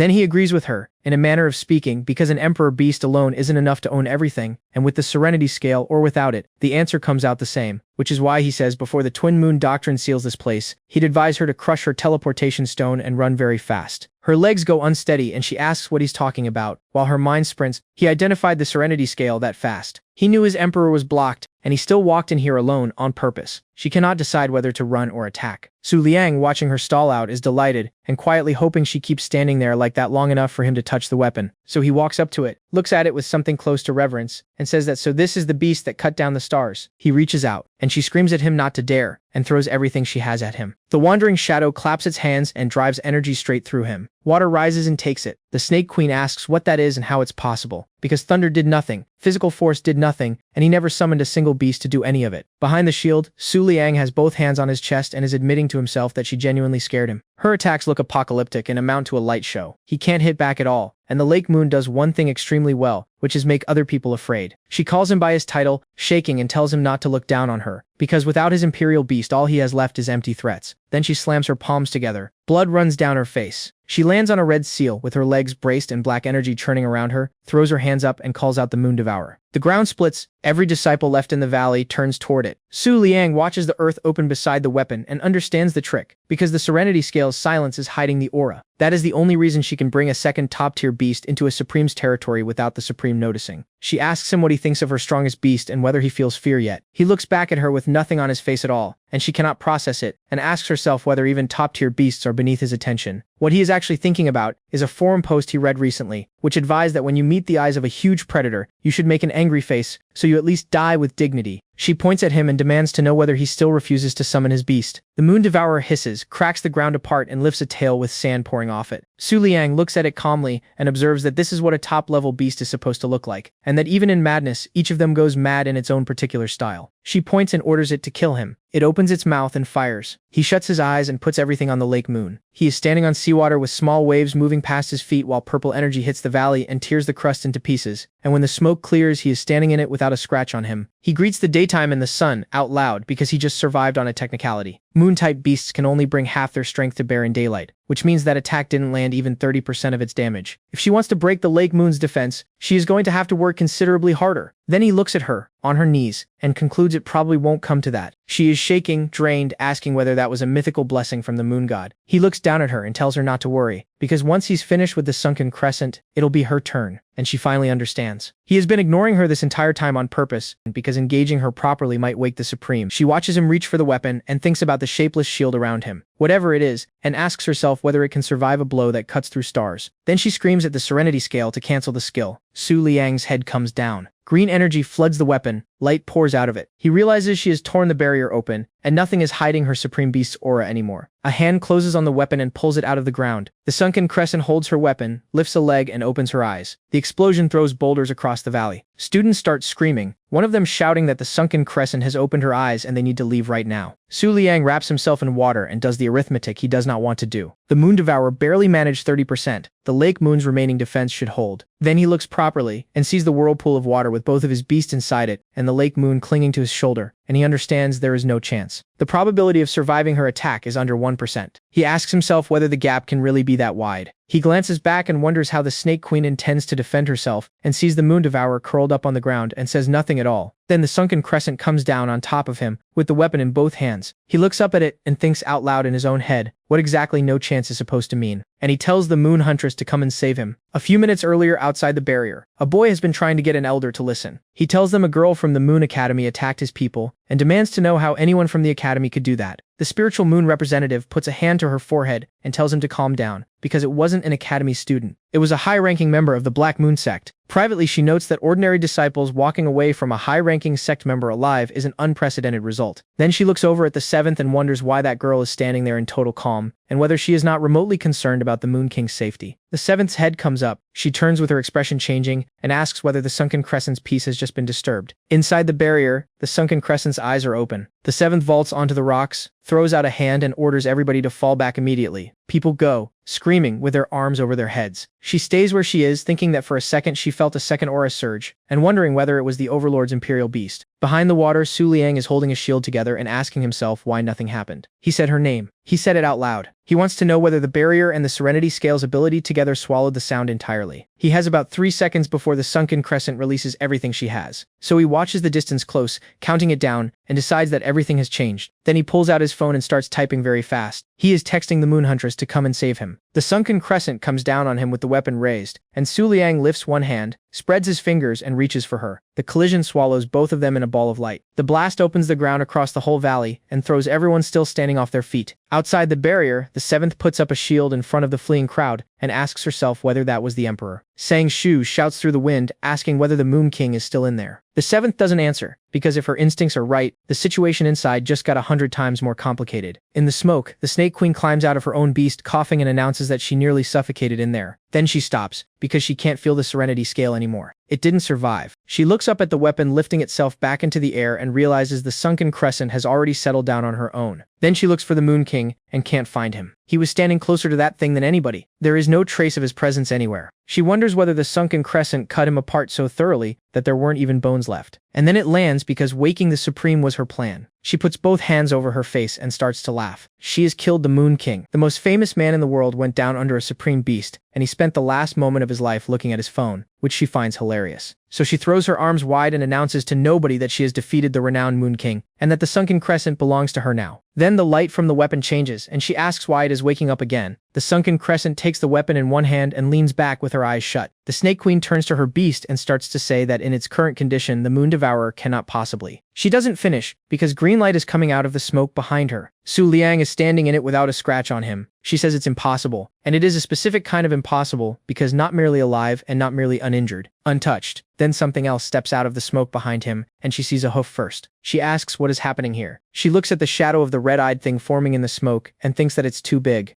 for top level. Possibly a young emperor-level beast, except that if an emperor beast had descended into the northern region, the entire region would have felt it. And if it isn't an emperor, then she has no idea what she is looking at. Her hand closes around the teleportation stone, and she starts shaking, and then she stops herself, because it isn't time to run yet. If she dies here, she dies. She is going to see the Moon King's emperor first. There will never be another chance. The horn comes out of the smoke, and then the rest of her. The Moon Huntress walks out with light burning in her eyes, and behind her, layered over her, a human shape. The Snake Queen drops to her knees, because the Huntress is 5 times the size of the Moon Devourer, and the Moon Devourer is one of the most terrifying things the Black Moon Order has ever fielded. She has never in her life seen an ultimate that large. She puts her hands on the ground and asks how a 1-star tamer can be pulling the full power out of an ultimate beast, when the low rank is supposed to be his one and only weakness. Su Liang is having a different reaction. His first thought is that this is a spectacular view. He genuinely did not expect the small snippy deer from the pavilion to look like that, and admits his heart jumped. What he can't work out is the speed, because she arrived instantly and he never even saw the save happen. He glances at the human figure standing behind her and wonders whether that's her ancestor and whether she'll look like that one day. The Moon Huntress, meanwhile, asks in a small voice whether he can actually stop the sunken crescent, because she really does not want to take another hit like that. He asks what she means by stop. She asks whether since he came all the way here, he didn't prepare some attacks for her. Su Liang considers pointing out that the blow he just landed was functionally a handshake, and decides not to. Instead, he opens the book, because the sunken crescent's entry should have unlocked on contact. He is not confident it will save him, and if it gives him nothing, his fallback is asking the Huntress to carry him out. Sunken crescent. Lunar type. Highest. A mythical beast that has existed since ancient times. After the splitting of the moonlight, she lost her scabbard and spent the following 1,000 years searching for it, cycling between deep sleep and waking. After the loss, she cut off her connections with living beings entirely. The former scabbard is named the Frost of the First Moon. Su Liang puts a hand to his chin. The scabbard still exists. If he can find out where it is, contacting her stops being impossible. And the Moon God Palace, the oldest institution on the continent, never managed it, which tells him she was born before the Moon God Palace was founded, which further suggests that whoever currently holds the Frost of the First Moon has no idea what they're holding. Then the sunken crescent opens her eyes, and they are bright green. The Snake Queen bolts, shouting that she's waking again, and orders the Moon Devourer to protect her. It wakes into its dying phase, wraps itself in black thorns, and opens its mouth. The sunken crescent, however, is looking at the Moon Huntress. The Huntress asks her what exactly she's staring at. 2 beams start building toward each other, and Su Liang sprints straight at the sunken crescent through the white smoke. The Snake Queen, watching from the back of her beast, asks out loud what he thinks he's doing, because he has just left the protection radius of a top-level beast. He tells the sunken crescent to submit to him. She looks down at him with a question in her face, and he tells her he knows about the Frost of the First Moon. that stops her. He asks her whether the scabbard is what she's been looking for. Then he swears it on the name of the moon morpho butterfly and promises that within 3 years he will bring it to her. He offers her a deal and adds that in exchange he will be wanting something from her too. She looks at him in silence for a long moment. Then she closes her eyes and folds herself back into the shape of a weapon. He reaches out. The Snake Queen, incredulous, demands to know how he broke through it all. Water rises at his feet and wraps around the sunken crescent, and the power of the water and the power of the weapon fold together and settle into his chest. The Snake Queen asks herself whether the sunken crescent actually just accepted the Moon King. The Moon Huntress says quietly that whatever happened here is going to be a worldwide sensation. Su Liang closes his fist and looks up satisfied, and the Snake Queen finally understands the scale of what she watched, because tens of thousands of famous beast tamers have tried this and failed, and the reason is a feature of the sunken crescent that cannot be changed. If she contracts with a person, that person's death destroys her too, which means she can only accept somebody she believes cannot lose to anybody. And the person she picked is the Moon King. The Snake Queen knows she is the only living person who learned that, because she was standing in the middle of it. Her eye narrows into a snake's, and she decides the Black Moon sect has to receive this information even if delivering it costs her life. So she summons the Moon Devourer and burns a crimson full moon. Su Liang, standing beside the Huntress, turns and says the girl has seen too much. He admits that eliminating witnesses isn't really his habit, and that he's going to have to make an exception. The Moon Huntress stamps a hoof and spits. The attack takes down a mountain. Su Liang watches the mountain go, and quietly reconsiders whether the snacks he brought her last time were adequate compensation for anything. The Snake Queen, bleeding, is assembling the last piece, because the Moon God Palace, the Moonlight Pavilion, and the Snow White Doe all connect back to him, and all of it falls into place at once. That is not an ordinary supreme. That is a descendant of an emperor. She pulls out her teleportation crystal, because she cannot die now. This is more important than anything she learned about the sunken crescent. So she summons everything she has left to buy a distraction, because the area isn't fully sealed yet, and if she can open up distance she has a chance. The crystal starts to dissolve. Then she looks at her own hand, and the crystal isn't in it. The Moon Huntress asks with some disbelief whether that was just stolen by a low-ranking flickering butterfly. The butterfly delivers the crystal to Su Liang, who takes it and observes that in the middle of a battle between top-level beasts, almost nobody bothers to look at a small worthless moth. The Snake Queen stares at him. Then her face changes, and she says that it might be far too late, but she finally understands why they call him the Moon King. The Huntress winds up again, and in the last second before it lands, the Snake Queen thinks that it was an honor to fight him. Later, the seventh drops to one knee and announces that their lord has arrived. He walks up and tells them the Snake Queen is dead, and the blockade can come down. Then he adds evenly that from this point on he will be taking charge of the Sunken Crescent. The news that the Moon King has subjugated the Sunken Crescent goes through every Moon-type faction on the continent like a shockwave. In the southern region at the Cold Moon Sacred School, a pink-haired girl runs through the sakura trees with the news and finds the Cold Moon Lord in the water. She reports that they are in trouble because the Moon King has taken the Sunken Crescent. The Cold Moon Lord lifts water in her hands and says there is no point panicking, because she has known this was coming for a long time. He is the face of moonlight and the current holder of the Book of the Moon. Nothing that happened was unnatural. Then she stands up out of the water and points out that the same logic applies to her. She was a 4-star tamer from the moment she was born. Her companion beast is imperial rank. Her moonlit eyes take in everything in this world, and she says she is genuinely curious which of the two of them the moon shines on more brightly. Then she adds that the Moon God Festival is about to begin, and every applicant at the school is to withdraw. The girl asks why. On a shoreline at the border of the central and northern regions, a man with a crutch stands looking at the sea while a girl with horns bows behind him, and reports that those two will be arriving soon. He asks the Antelope Queen whether she thinks he can lose to the Moon King. She closes her eyes and answers that even with no followers of the royal level sect left, there is no one left except her, and she has never once doubted that he can defeat the Moon King and restore the Black Moon sect to what it was. A whirlpool opens in the sea, and a voice out of it says it hopes the Holy Sun's plan will not disappoint them. The Moon Worship branch of the Nine Abysses states that if the coming battle ends in their destruction, every one of their schools will voluntarily submit to the Moon King. The otherworldly teaching of the Nine Abysses says he should understand by now that no man alive can resist divine power. He tells all of them to rest easy, because the plan cannot fail. Then he says they are going to the Moon Tamer Academy where they will wait for the festival to begin, and then they will kill the Moon King. In the Star Hall of the Moonlight Pavilion, the Moon Huntress is asking whether the Moon God Festival is really starting soon, since only when moonlight reaches its absolute peak can the Moon God descend and grant his wisdom, and the last time that happened was over 1,000 years ago. Su Liang says he already knows, because the principal has been in touch. Here is how it works. Once it opens, selected Moon-type tamers become sacrifices and fight each other, and the prize at the end of it is the Moon Throne. The rewards handed out for victories let tamers grow at terrifying speed, and they are considered a legitimate pretext for repeated battles between emperors. The festival does not end until somebody takes the throne, or every remaining contender withdraws, which means this one will still be running in 3 years, when he is scheduled to fight the Cold Moon Lord. He scrolls further and finds the part he likes least, because the sacrifices can locate each other, which is why the rector has already asked him to protect the 2 participants from their academy, and he has already said yes. He grabs his own head and asks why he is the one who has to keep his predecessor's promises, and exactly how many people that man managed to fool before dying in bed. The huntress laughs at him and tells him not to spiral, because there are rewards for fighting. Nobody knows the future, and in 3 years the ruler of the Cold Moon might be crawling at his feet, and there is a small chance he walks away with a fragment of a page from the Book of the Moon. He looks at her. She asks whether he seriously didn't know that, according to legend, holders of fragments of the Book of the Moon can raise their contract limits to several dozen beasts. He does the arithmetic, and looks up, because if a fragment does that, he is holding the entire book. Then a second question arrives that he likes considerably less. And if he has the Book of the Moon, where is everybody else getting pages of it from? She hits him in the back and tells him to stop winding himself up, and suggests he go and talk to the staff about getting her more freedom instead, since if she's allowed outside to sit in the moonlight, she can keep an eye on those 2 girls for him. He goes into the wall. He leaves the building holding his lower back, complaining that she hits like something 4 times her size, and that a little more would have put him through the masonry, and then sends her an article on 100 ways to cook venison. After that, the files on the 2 students come through. The first is Yor, 16, daughter of the ruler of the Western Sacred Bai clan, a human-tiger hybrid. Her companion beast is highest rank, and it has never once woken up, most likely because her own level is too low to sustain it. He notes that he originally had her filed as a cat girl, and that she is in fact a tigress. The second is Bai Yao, 16, 4th princess of the Azure Moon Empire, the wealthiest human nation in the northern region, and famous young for summoning a highest-ranked beast. He scrolls through it warily and concludes that a princess plus a sacred clan heir can only generate problems, then forwards the whole thing to the huntress. She writes back that the first one looks interesting, and he can go ahead and provide her. Out on the grounds, Yor is on a swing complaining that the sunken crescent submitted to the Moon King, which she cannot achieve even in her wildest fantasies. Then she says they should get moving, because something important is being announced at the academic building. The huntress watches them go and decides the one with the memorable aura must be the hybrid girl from the Sacred Bai clan, and that she does not appear to be especially bright. Then a drop of water lands on her nose. She asks whether it is starting to rain, and turns to leave because her abilities drop sharply in wet weather, and being caught out in it would be inconvenient. A water projectile comes through the bushes and detonates. Something steps into the open in front of Yor and the other student, puts a hand to its chest, and announces that one of the 5 target highest ranks has been located. He gives them 10 seconds to summon every beast they own, and tells them that killing tamers by surprise is not his style. The girls grab onto each other. The huntress, watching from cover, counts the stars on his shoulder and gets 7, and asks herself whether that elemental really belongs to a 7th rank tamer, because a 7th rank is proof the tamer owns an imperial beast. Elsewhere, Bai Yao is walking with her servants, fixing her hair, asking why anyone would make them gather at the training ground in this weather. A moth lands beside her and she picks it up. A servant tells her it's a low-ranking beast and she shouldn't touch it, and Bai Yao asks whether the woman wants to have the conversation about the strange new trend out of the Moon King, again, points out that nothing is going to happen to her, and adds that for all anyone knows the Moon King himself secretly pets small animals in private. Somebody behind them asks whether they're discussing the Moon King, and says she'd love to join in, because the Moon King is her favorite subject. A girl with horns is walking toward them. A maid steps forward and asks who she is. Bai Yao tells her to leave, because they are due at a study meeting. The horned girl says she wouldn't mind attending that too. Then her beast appears beside her, and she covers her face and says that first she needs to deal with a certain girl who owns a highest beast, because it offends her. The maids identify it immediately. The thing beside her is a highest rank called the Eye of Corruption. Bai Yao presses her hands to her chest and asks what the Black Moon Order is doing here. On the platform at the training ground, Ryu is looking at a crowd with 2 specific people missing from it and getting a bad feeling. She taps her flower microphone, clears her throat, and asks the students to listen carefully, because after more than 1,000 years, the Moon God Festival is about to begin again. She explains that once it opens, Moon-type tamers of high potential will be selected as sacrifices and will fight for the god's favor, and that each victory carries an unimaginable reward. A voice cuts across hers and finishes the description properly. The winner is decided by mutual slaughter among the sacrifices, until one person is left alive. A beast with 7 stars on it comes down over the crowd, and the voice adds that whoever survives becomes the true Moon King of this era. Ryu orders everyone off the site immediately. The training ground detonates. She is thrown clear, thinking that this was the combat skill of a 7-star Supreme, and that her own Supreme, the Veil of the Hidden Moon, protects exactly one person, which means every student down there has to survive on their own. Then she looks, and the students are asking each other what just happened, because all of them are still alive. The Moon Attraction Fairy smiles and says her attack was absorbed, which means the Moon King has intervened. Then she says that at this exact moment, the Moon King is looking at her. He is standing under a hood doing precisely that, and running numbers. After the fight in the Hidden Moon Mountains, the Lake Moon's shield came back 3 times stronger, and that attack still ate 40% of it. If her abilities had matched her rank, everyone on this field would be ash. He laughs at himself a little because it has been a long time since he had to catch something at the edge like that. Red lightning splits the air and a second 7-star arrives out of it, an angel with a blindfold and 7 stars across the chest. Ryu cannot work out why there is a second 7-star supreme here, and notes that a 7th rank means the enemy has at least 1 imperial beast on the board. The angel asks irritably what the fairy thinks she's doing, and what happens if somebody dies here who wasn't supposed to. The fairy says the Moon King does not care about these pathetic lives. The Star Guardian tells her she's an idiot, that this is Twin Moon territory, and that their mission was only ever to detain the 2 vice principals. Ryu steps closer and asks whether, since the Star Guardian and the Moon Attraction Fairy are both standing here, it means the person from the Moon Worship branch is behind this. 5 years ago, she was an exchange student there and saw that person work, and she cannot understand why they would attack. The Star Guardian says he doesn't understand what they're supposed to do either, since she's technically one of their own. The fairy sighs and gives them 1 minute to evacuate the students. After that, she says they stop holding back. Su Liang walks out toward them and asks whether they're from the Moon Worship branch. They turn. He observes that whoever ordered this didn't have the nerve to show up personally, and didn't even bother to put his emperor on the field. Then he asks whether they are genuinely still telling themselves they walk away from this intact. The sunken crescent drops out of the sky. They ask whether he is actually using the highest sunken crescent, and Ryu takes 1 look at the thing's eyes and realizes it has no intention of distinguishing friend from enemy. It raises the weapon back. She asks whether it means to kill everyone present. The light takes the whole square and leaves a crater. Ryu comes to her senses on the rocks, coughing, and works out that since she survived, the Moon King does in fact account for his own people. Down in the crater, the fairy says they never got a chance to answer, and admits she did not expect the sunken crescent to be that strong. Su Liang stands over them with the weapon circling above him. The fairy gets to her feet with her mask gone and says that even if they fall here, they are only the first wave. The Star Guardian rises with his eyes lit and warns him that the Imperial Beast is coming for him soon. Both of them start to glow. The crescent opens its eyes, and Su Liang looks at all of it with visible irritation, because after 2 attacks the Lake Moon's shield is down to 4% and is now functionally gone. He has 3 seconds before the sunken crescent fires again. If those 2 don't absorb it, everyone in this field turns to ash, and he does not have a plan. She fires. Students on the far side of the grounds go down with their arms over their heads, saying it was a massive impulse and it might have been the Moon King's great beast. Somebody points into the distance. There is a second moon in the sky. The Star Guardian asks whether she has lost her mind and why she would use an ability that manufactures a full moon for 5 minutes. She admits she used the transformation that only works under a full moon in order to survive, and he asks whether she thought for 1 second about what that does to everyone else. She starts crying and says she's sorry, that it was automatic, and that she is ready to give her life. He cuts her off, calls her an idiot, and points out that they now have to fight the Moon King under a full moon. Then both of them stop talking, because there's an enormous rabbit standing in front of them. She says she was fairly sure a highest-ranked jade rabbit looked nothing like that. The fairy says the sunken crescent has transformed as well, and that they now have to fight both at once. Then the sunken crescent turns, swings, and cuts the rabbit in half. They ask whether she just killed her own ally. She finishes with it and turns to face them. Outside the Imperial residence at the Tamer Academy, a ball of dark energy is expanding, and the maids inside it are running out. The Antelope Queen asks whether they really managed to hold out a full minute, and tells Gorille to use the Eye of Corruption. Red beams punch through the maid's beasts. One drops with a hole through its stomach. Bai Yao summons the Azure Hawk. The Antelope Queen asks whether she has finally brought out her highest, then puts the Eye of Corruption through it, and says it isn't bad, but the Azure Hawk isn't moon type, there's no compatibility between them, and in her opinion that's why it never reached adulthood. A maid's beast surfaces under Bai Yao, and the maid tells her to run for the border of the dark fog, because past it she can get help.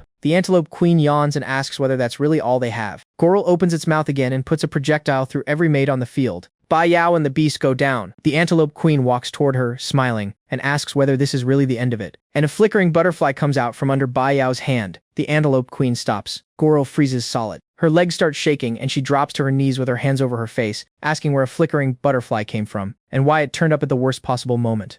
Bai Yao stares at it and wonders whether it came to save her, then decides it doesn't matter and runs. The Antelope Queen holds her head and begs forgiveness from the Great Holy Sun, because she cannot continue. She and Gorille hold on to each other and cry, and she thinks about how flickering butterflies are the thing the Black Moon Order fears most in the world. Nobody has ever explained to them that the specific butterfly they are terrified of is a decoration. Meanwhile, the Lord of Torrential Rain has reached the end of his 10 count, with Ewer and the other student on their knees clinging to each other. The Huntress is watching from the bushes doing threat assessment, because a 7-star Supreme means the otherworldly teaching, which means their water-type Imperial Beast is also somewhere in this area, and it would be extremely inconvenient to beat the junior and attract the senior. He finishes counting, tells them it's a pitiful sight and they have only their own powerlessness to blame, and casts. The wave takes both girls. Then something detonates, and he throws an arm up and asks what is happening. The two students are on a cloud. One of them looks down and says he doesn't understand where clouds came from, because nobody in the Sacred Bai clan can do that, so there must be variables here they failed to account for. The other asks who she is. They turn around, and there is a snow-white doe flying up beside them on a cloud, and the student asks whether a mid-ranking snow-white doe just pulled them out of the hands of a highest. She says tiredly that she promised the Moon King she'd keep an eye on them, and now she has to keep the promise. The Lord of Torrential Rain puts a hand to his chest, bows and introduces himself properly. Otherworldly teaching. Third subordinate of His Excellency, the Eternal King of the Waves. She looks around and asks whether that guy didn't come with him. He takes visible offense at His Excellency being called that guy. Then he informs her that by the rules of the Tyrant of the Twin Moon Doctrine, Imperial beasts cannot appear here, and that in any case this is a battle between highestes. She brings a hoof to her face and says that in that case there's no problem at all. Then she stands up on two hooves, coughs with great dignity, and admits that honestly, she is not the sort who minds giving weaklings a beating now and then. He tells her furiously to watch her mouth, and uses Under the Deep Sea. A cube of water forms above her and closes over her. She is not in it. She's in the sky with purple light coming off her. He asks whether she, like him, has no material body. Then he folds his arms and says that if that's the case, he has one option left. A whirlpool opens above her. He fires it. When it clears, there is only a crater, and he says it looks like there's nothing left of her. Then he glances sideways and finds a second moon in the sky, and cannot understand what the moon worship branch thinks it's doing, arbitrarily changing the phase of the moon. Doing that in an area saturated with moon-type beasts is madness, and it directly affects him since he holds the water element. So he turns away satisfied, because he already crushed his opposition, and starts composing the explanations somebody is going to owe him when he gets back. Hair moves in the wind behind him, and a voice says his name. He turns around and finds the snow-white doe standing there in human form. She rests a hand on her head and asks whether they can continue this after the full moon has set, then admits that honestly she doesn't need a full moon to deal with him for fun. He comes at her swinging, saying he doesn't understand her and doesn't care, and that he will fight her under the full moon. Then he stops, because a horn has gone through him from one side to the other, and the houses behind them are still standing. The Lord of Torrential Rain thinks that this is impossible, and that her power is above the highest. Possibly a descendant of an imperial beast. Possibly there was a highest here who was never available to be challenged in the first place. She holds a hand out and says seriously that she really did not want to crush him using the power of the full moon. He starts to dissolve, thinking that his master needs to know they must be extremely careful about everything they do from here. Then he's gone, and a street full of people is staring at her in complete silence. She puts a hand to her face and asks herself whether she may have attracted a small amount of attention. Then she looks into the distance where the man behind all of this and the Moon King are currently standing in the same place, brings her hands together, closes her eyes, and asks herself what she is supposed to do now. 3 minutes earlier, in the ruins of the training ground, the fairy and the Star Guardian are on the floor, and the crescent has its blood up. It looks down and finds the low-ranking moon rabbit putting itself back together, because a beast with the essence of the waning moon in a full moon state has super regeneration and physical enhancement. She drops down to it, eager for the fight. It hits her, and she is genuinely surprised by the force and goes into the ground. Some distance away, the Holy Sun is walking a back road with two women, one of whom asks whether he's sure the Twin Moon Doctrine can't track them here. He laughs and says she badly underestimates him. A comet passes on his right. He says he obtained the route through exceptional means and there should be no problems at all. Then something explodes beside them and they find a supreme weapon fighting a giant rabbit. They ask whether the Moon King has found them. The Holy Sun tells them to calm down, because the situation is chaotic enough that it is not necessarily him. Then the rabbit puts its ear in its mouth and pulls Su Liang out of it. Nobody says anything for a moment. He turns to face them and remarks that he did not expect to find the Black Moon Order, a branch of moon worship, and an otherworldly teaching all standing in the same place. The water elemental Tamer goes rigid and cannot work out how she ended up in front of the Moon King. She presses her hands to her chest and says the venerable Moon King should know she is only here as a guard for the Holy Sun of the Black Moon and has no intention of challenging him. The Holy Sun says loudly that he came here to declare war on the Moon King. The water elemental Tamer looks at the ground and says that now they're definitely finished. Su Liang looks them over, smiles, and asks whether he's seriously talking about a declaration of war. The Holy Sun backs up and states his terms. On the first full moon night after the Moon God Festival opens, he will end this by putting their emperors against each other, and he will defeat him in the name of his followers. Then he starts shaking, because 3 years ago the foundation of the Black Moon sect was wiped off the earth, and he lost his eyes that day, because he looked directly into the face of something he could not comprehend. He remembers the Moon King standing on that ground with the sex people broken around him, and he thinks that the man in front of him looks exactly the same right now. That flat, mild expression as though he were looking at insects. That, he decides, is the true nature of the Moon King. Su Liang is standing there with no idea what any of this is about, because there is nothing in the previous owner's memories that covers it, and he has started to wonder whether the man simply forgot. He also has a more pressing problem. The sunken crescent is going to become impossible to hold very shortly, and he needs an exit line. So he says that the desperate struggle of insects to survive is an unsightly thing to watch, and that even so he is prepared to grant him a chance. He tells him there is a price for issuing that challenge. He will order the Twin Moon Doctrine to hunt him without mercy, and if he manages to escape with all his limbs attached, he will accept. Then he turns his back on them and tells the Sunken Crescent to go. 10 minutes later, they are all sitting in the mud, and one of the women asks whether the Moon King has left. Another says the Sunken Crescent's strength is simply abnormal, and that without the hidden intervention of her own imperial beasts, there is no version of this where they survive. She looks at the Holy Sun and points out that a violation of the rules that Blatant almost certainly did not escape the tyrant of the Twin Moon Doctrine,